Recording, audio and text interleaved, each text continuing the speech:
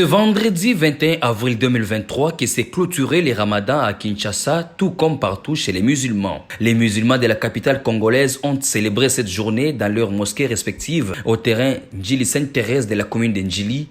Un seul message était au rendez-vous. Il s'agit de l'unité nationale et la paix durable en République démocratique du Congo. L'orateur du jour a exhorté les musulmans au strict respect des recommandations du prophète Mohammed ainsi que les orientations qui leur ont été données durant tout le mois de jeûne et prière afin que la paix règne au pays. Les musulmans sont des citoyens congolais à part entière.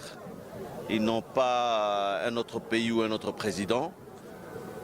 C'est quand même décevant de voir que le président de la République, les musulmans ont commencé le ramadan, ils le finissent, il n'a dit aucun mot, ni bon ramadan, ni bonne fête de ramadan, rien du tout. Nous le voyons à d'autres confessions religieuses aller soit participer ou souhaiter ou assister. C'est quand même décevant pour les musulmans, mais je veux dire que les musulmans peuvent arracher leurs droits, c'est un droit. Il ne faudra pas qu'on en arrive là. Moi j'ai entendu un jour un policier dire que Nalingate ba musulman va tomboka. Alors nous demandons aux autorités deux choses. La première, qu'on accorde les jours fériés aux deux fêtes des musulmans. C'est un droit, c'est un devoir.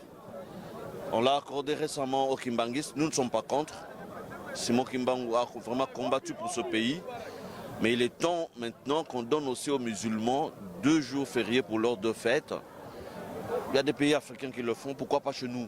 En cette célébration de la prière de clôture du mois de Ramadan 2023, placée sous le signe de l'unité nationale et de la paix durable en République démocratique du Congo, nous invitons le peuple congolais, la classe politique, la société civile, la jeunesse et les forces vives de la nation à l'amour réel de la patrie, à la cohésion nationale, à l'éveil de la conscience collective et à la paix.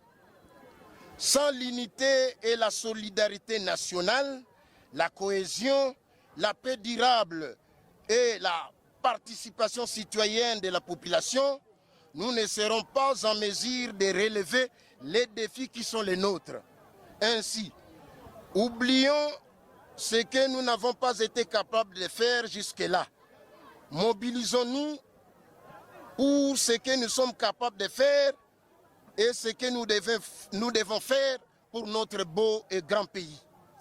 Le changement de mentalité, la prise de conscience, l'état de droit, la justice et l'implication citoyenne qui relèvent de l'effort et de la responsabilité de chaque Congolais que nous sommes, constitue la colonne vertébrale de la démocratie.